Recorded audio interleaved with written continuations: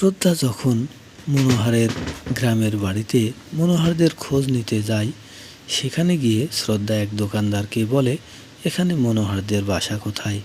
দোকানদার শ্রদ্ধাকে বলে, এরা তো ভালো নয়, এরা চোর, এদের নামে মামলা রয়েছে।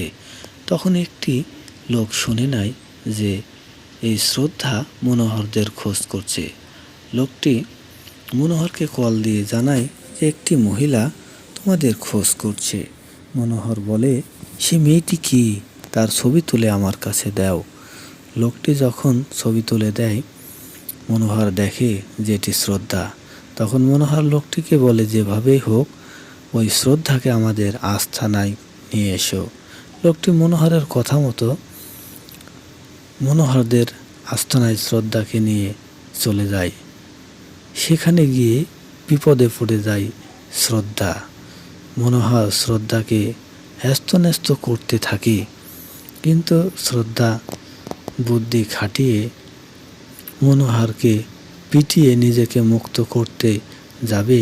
সেই মুহূর্তেই শ্রদ্ধার সামনে আরও বেশ কয়েকজন গুন্ডা এসে শ্রদ্ধাকে বেঁধে ফেলে। বাধা অবস্থায় শ্রদ্ধার সাথে হাসি তামাশা করতে থাকে মনোহর নানানভাবে লাঞ্ছিত করে শ্রদ্ধাকে। অন্যদিকে পায়েলকে বিয়ে করার অভিনয় করে অভয় আর বরুণ তুলে নিয়ে গিয়ে পায়েলকেও তারা বেঁধে রাখে। ঠিক মনোহর যেভাবে শ্রদ্ধাকে বেঁধে রেখেছে, সেভাবেও তারা পায়েলকে বেঁধে রাখবে। এরপরে শ্রদ্ধার কাছে কীর্তি সহ কীর্তির মা তারা দল বেঁধে লাঠি নিয়ে চলে যায় মনোহরদের আস্তানায়। সেখানে তাদেরকে পিটিয়ে শ্রদ্ধাকে উদ্ধার করে নিয়ে এসে অভয়ের সাথেই বিয়ের ব্যবস্থা করে দিবে। অভয়ের সাথেই যে শ্রদ্ধার বিয়ে হবে, এটি অভয় আর শ্রদ্ধাই বুঝবে।